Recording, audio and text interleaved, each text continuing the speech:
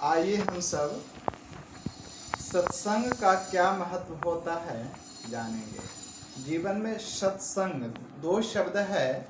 ये मूल शब्द है सत्संग। इसमें देखोगे सत्संग है तो सत्संग में इसको विग्रह करते हैं तो संस्कृत के शब्द हैं जिसमें है सताम अर्थात सज्जना नाम, सज्जना नाम, संगह, संगह अर्थात संगति, संगति, सजनानाम संगति ही, सज्जनों के साथ संगति करना,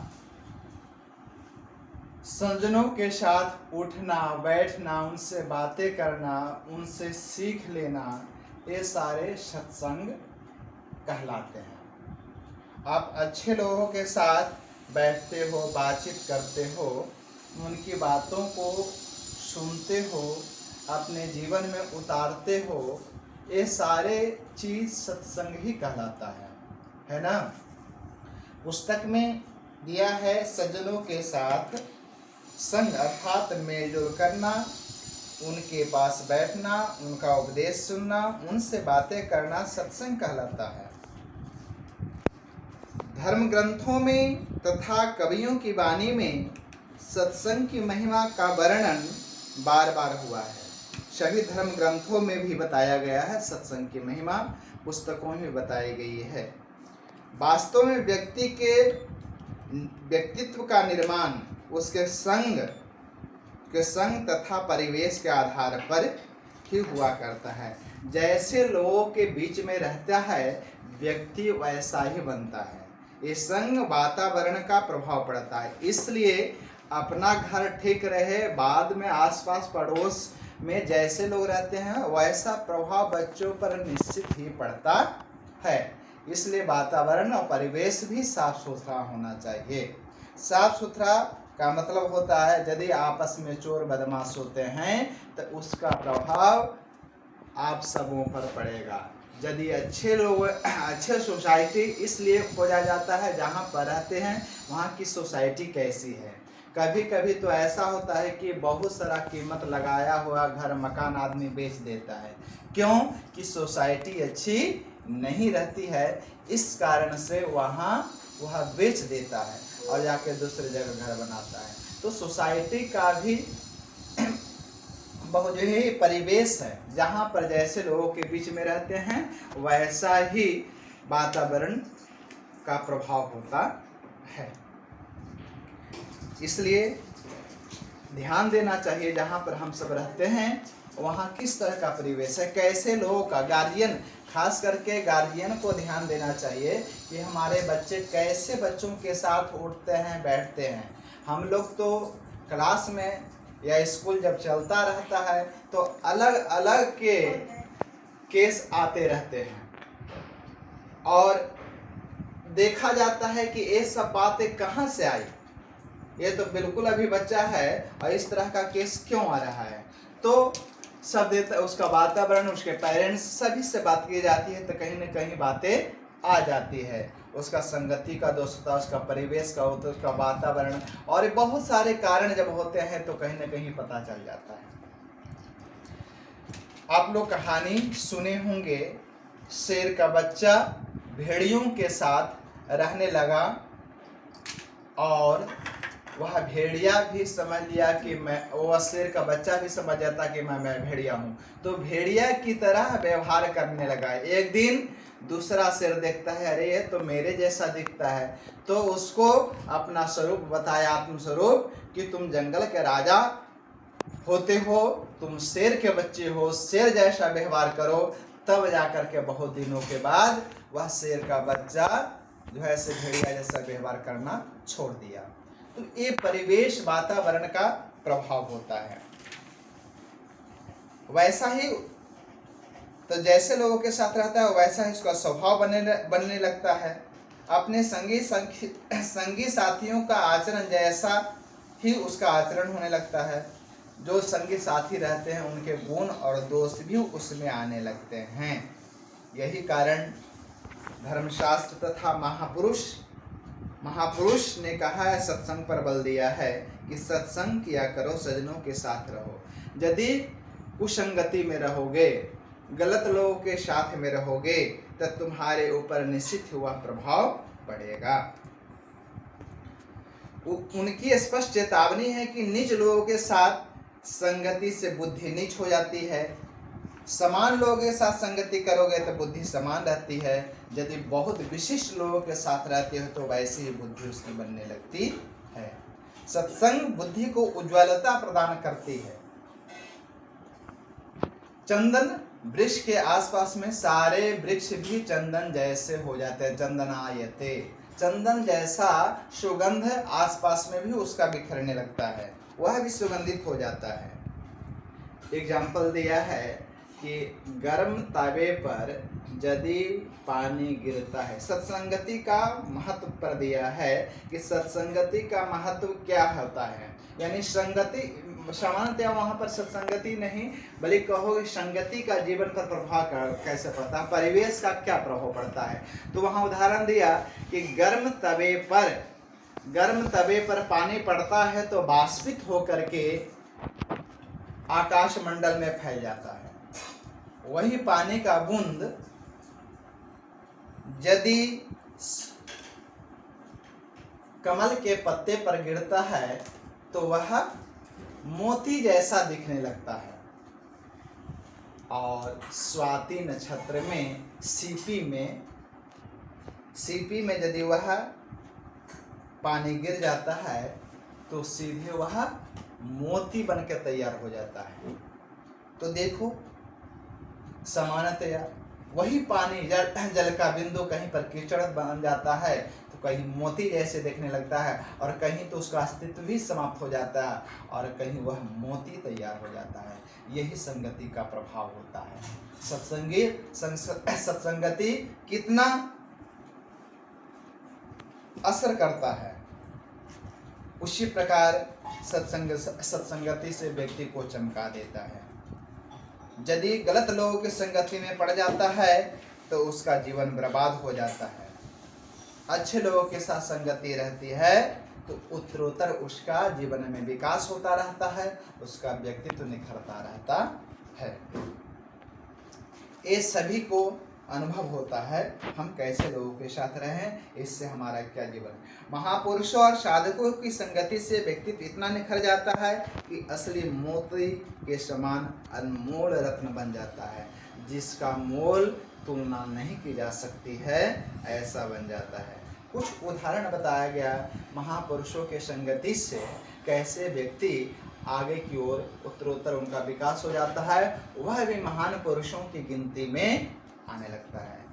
तो सप्तऋषियों की कुछ देर की संगति ने वाल्मीकि के बारे में बताया जाता है। वाल्मीकि ऋषि जिसने रामायण की रचना की, पहले डाकू थे, लेकिन सप्तऋषियों का प्रभाव पड़ा कुछ समयों के लिए तो वे ऋषि बन गए। और वाल्मीकि जो ने रामायण लिखा, रामायण हमारे लिए आदर्श है, राम का चरित्र आदर्श है, और उनके न जाने कितने महाकाव्य के रूप में गिनती होती है, और हमारे आदर्श महापुरुष के रूप में होते हैं। पारस की संगति से, पारस एक पत्थर होता है, पारस पत्थर के संपर्क से लोहा सोना बन जाता है। तो वो पारस पत्थर का देन होता है। लकड़ी, नाव तो आप सब देखे ही होंगे। नाव जो होता है वह नाव में बहुत सारे लोहे के कील होते हैं। यदि लोहे के कील को यदि डायरेक्ट पानी में डाल दो तो वह डूब जाएगा, लेकिन नाव बनाने में जो लकड़ी कील का काम आया लोहा, वह भी तैरता रहता है, बहुत सारे कील तैरते रहते हैं। तो यह संग का प्रभाव है, लकड़ी के प्रभाव के कारण लोहा भी पानी में तैर जाता है। वैसा स्वभाव ऐसा उसका नहीं है कि वह पानी में तैर सकता है, लेकिन संगति का प्रभाव होता है कि लोहा भी तैरता रहता है। विद्वानों के पास रहने वाले तोता और मैना वैदिक ऋचाओं का पाठ करने लगते हैं। यही मिथिला धाम में मंडन मिश्र हुआ करते थे। तो मंडन मिश्र के यहाँ तोता मैना भी वैदिक ऋचाओं का पाठ करते थे। किसी ने पूछा कि मंडन मिश्र का घर कहाँ है, तो वहाँ के रहने वाले लोग बताए, क्या बताए, स्वतः प्रमाणम परतः प्रमाणम किरांगणा यत्र गिरो गिरंती। मैंने स्वतः प्रमाणित हो जाता है, स्वाभाविक रूप से प्रमाणित हो जाता है कि जहाँ किरांगना यानी मैना भी तोते मैंने भी वैदिक ऋचाओं का पाठ करते हैं, वही मंडन मिश्र का घर होगा, ऐसा समझ लीजिएगा।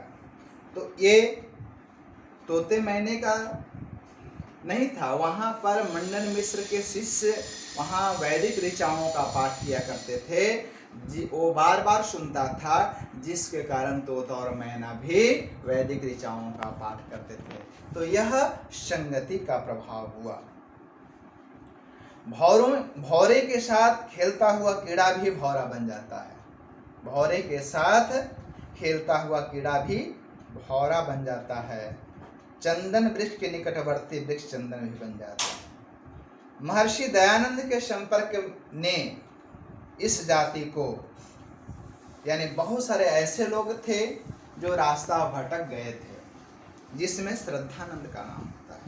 बचपन का नाम मुंशीराम। उनके पिताजी पुलिस विभाग में बरेली में काम किए, प्रयागराज में काम किए, बहुत जगह काम किए। उनका जीवन अय्यासी हो गया था, यानी कहो कि उन्होंने कुछ नहीं छोड़ा था। पुलिस विभाग में उस समय थे, घोड़ा गाड़ी पर चलते थे। बरेली में अय्यासी लोगों के साथ उनको रहना पड़ा, अय्यास प्रकृति का बन गए। वाराणसी में प्रतिदिन तो स्नान करते थे, दंड बैठक किया करते थे, साथ में कमर में चाकू भी लेकर घूमते थे। यानी संगति का प्रभाव था। यहाँ तक कि वो कहो कि एक शराबी मद्यपी भी थे, और भी इससे नीच कर्म भी किया करते थे। लेकिन और वह अपना हिंदू धर्म स्वीकार लगा कि हिंदू धर्म को छोड़कर हमें अन्य धर्म स्वीकार करना चाहिए था। तो ईसाई धर्म स्वीकार करने के लिए जाते हैं। वहाँ ईसाई के जो गुरु होते हैं वहाँ पर जाते हैं। वह भी अय्यासी करता हुआ देखा, तो वहाँ से उन्होंने लौटा। लेकिन संयोग की बात है, महर्षि दयानंद का व्याख्यान हुआ और उनके पिताजी की ड्यूटी लगी। रायबरेली में आए हुए थे स्वामी दयानंद, वहाँ पर उनके व्याख्यान चला। पहले दिन जब उनकी ड्यूटी लगी तो अपने बेटा मुंशीराम यानी शुद्धानंद को बोलते हैं कि बेटा एक अच्छे विद्वान व्यक्ति आए हुए हैं, उनका भाषण सुनने के लिए जाओ। तो भाषण यानी उनका प्रवचन सुनने के लिए जाते हैं। वहीं पर वो उनका रास्ता सीधे बदल जाता है। अब सोचे, उस प्रकृति का व्यक्ति स्वामी श्रद्धानंद बन गए, आर्य समाज को स्वीकार किया और अंत में पूरा जीवन आर्य समाज के लिए दे दिया। और स्वामी श्रद्धानंद के द्वारा ही स्थापित गुरुकुल कांगड़ी विश्वविद्यालय है। तो ऐसे महान पुरुष बने और आर्य सेवा दिए। यहाँ पर बहुत उनका जीवनी जब देखोगे, शराबी थे लोग, शराब पिलाना शुरू कर दिया था इस प्रकार। लेकिन बोध हुआ, अच्छे लोगों की संगति में आया, तो उन्होंने ऐसा काम धीरे धीरे स्वतः छोड़ दिया। यदि अच्छाइयाँ स्वीकार करने हो तो अच्छे लोगों की संगति में चले जाओगे। अच्छे तुम हो, तुम्हारे अंदर में सारी अच्छाइयाँ थी, लेकिन गलत लोगों के साथ चले जाओगे, तुम्हारे अंदर में एक अवगुण पैदा होगा और धीरे धीरे तुम हजारों अवगुण धारण कर लोगे। इसलिए हमेशा उस संगति में नहीं रहना, सज्जनों की संगति में, अच्छे लोगों की संगति में ही रहना।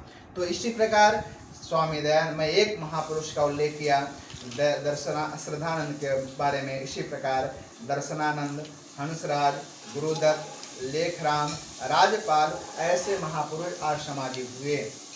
गांधी, महात्मा गांधी के संग में बहुत सारे लोग जुड़ते गए आज़ादी के समय में। उसमें जवाहरलाल नेहरू, पटेल थे, राजगोपालचारी थे, राम मनोहर लोहिया, जयप्रकाश नारायण, कृपालिनी जैसी विभूतियां देश को। इसी प्रकार गोस्वामी तुलसीदास ने कहा, क्या कहा? बिनु बिन सत्संग विवेक न होई। सत्संग के बिना, बुद्धि तो आदमी पढ़ लिख लेता है, सीख लेता है, तो के बिना, सत्संग के बिना विवेक नहीं होता है। विवेक क्या होता है? क्या मुझे करना चाहिए, क्या मुझे नहीं करना चाहिए। यह निर्णय जो द्विधा वाला निर्णय होती है, उसमें सही निर्णय लेने की क्षमता, यह जो होता है विवेक होता है। समानतया बुद्धि, बुद्धि तो आपको गलत रास्ते पर भी ले जा सकते, अच्छे लोगों के साथ भी ले जा सकती। तो यहाँ पर कहा बिनु सत्संग विवेक न होई, अर्थात सत्संग के बिना भले बुरे की पहचान नहीं होती। कबीर ने कहा, कबीरा संगत साध की जो गंधी का वास, जो गंधी कुछ दे नहीं तो भी बास सुबास, तो भी बास सुबास। यानी क्या कहा कि गंधी इत्र बेचने वाला, पहले गांव घर में इत्र बेचने वाला जाता था और घूम घूम कर इत्र बेचता था। तो कहा कि सज्जन का संग गंध बेचने वाले के समान होता है। यदि गंधी यानी गंध बेचने वाला व्यक्ति अपना इत्र, फुलेल आदि कुछ न भी दे, आप न भी खरीदे, तभी जब तक वह पास में रहता है तो वातावरण को सुगंधित बना रहता है, और पास में बैठने वाला सुगंध लेकर ही जाता है। साधु की संगति ही सच्चा वैकुंठ वास है। वैकुंठ क्या होता है? कुंठा, कुंठा मतलब दुखी होना है ना। वैकुंठ यानी कुंठा रहित, कुंठा रहित होना ही वैकुंठ होता है। मन में इस तरह से किसी के प्रति गलत नहीं सोचना, मन में कुंठित जीवन नहीं जीना, ये सारे कुंठित भाव होते हैं। यदि गलत, आजकल हम लोग सुनते हैं कि यहाँ ये सब हो गया, वहाँ पर इस तरह की घटना घट गई, तो मन दुखित होता है। तो वही कुंठित ही दुखित होना होता है। तो वैकुंठ क्या है? दुखित, जहाँ मन दुखी नहीं होता है, आनंद ही आनंद होता है, वह आत्मा का धर्म होता है। आत्मा जो है हमेशा मन, बुद्धि मन सोचता है, मन का जो है से मन कभी अच्छा प्रसन्न होता है, कभी दुखी होता है, लेकिन आत्मा का स्वरूप आनंद स्वरूप होता है, हमेशा आनंद प्राप्त करना होता है। तो सत्संग व्यक्ति को हमेशा शिखर तक पहुंचाता है और कुसंग गड्ढे में धकेल देता है, जिससे निकल पाना कठिन होता है।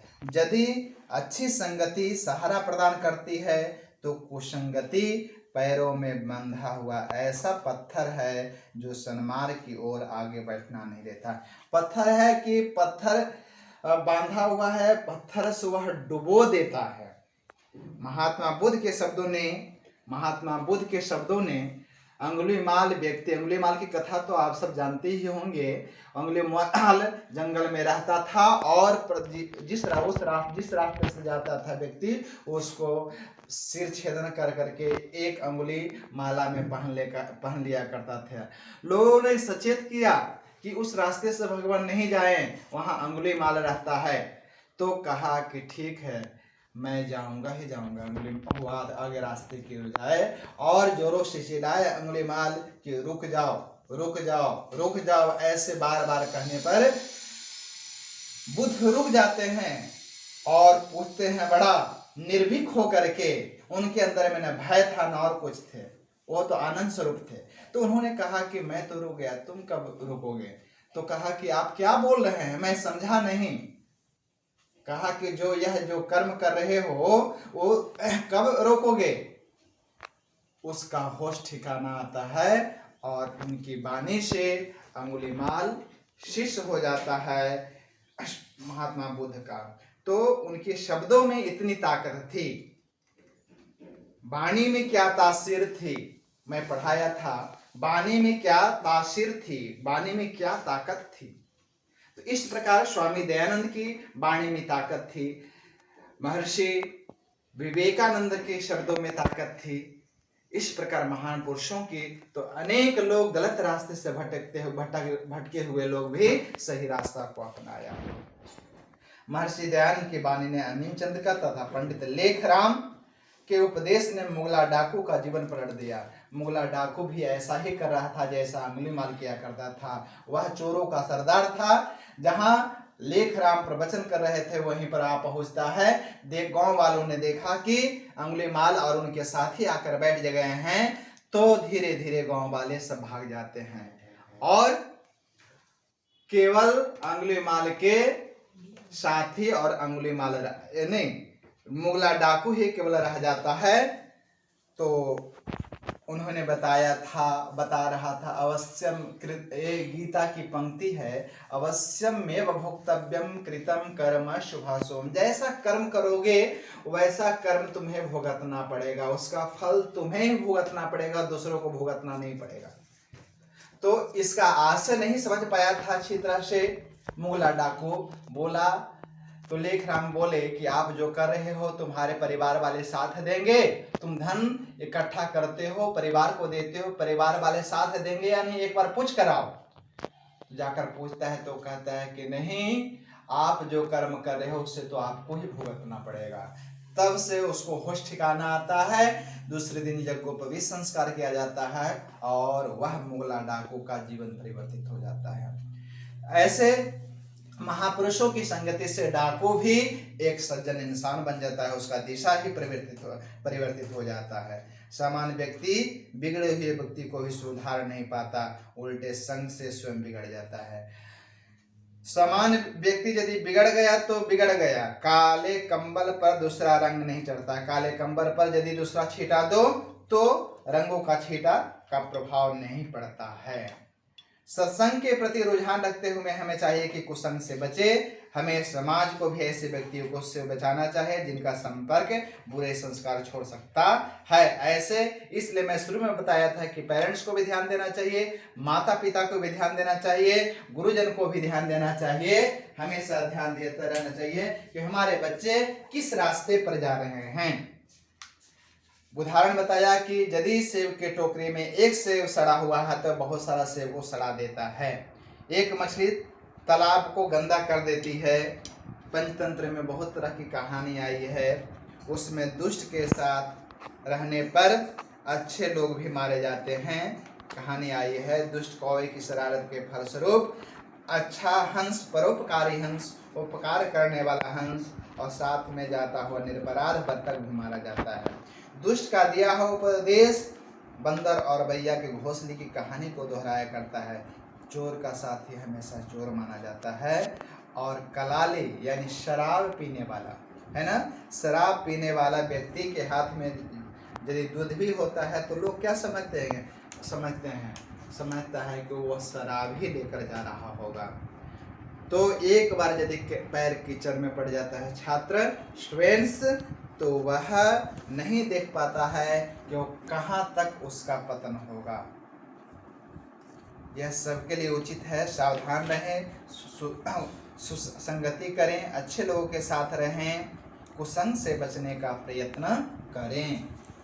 रतिसिंचति वाचि सत्यम मानोन्नतिम दिशति पापम अपाकरोति चेतः प्रसादयति दिक्षु तनोति कृतिम सत्संगति कथय किम न करोति पुंसाम। यानी सत्संगति क्या नहीं करती है।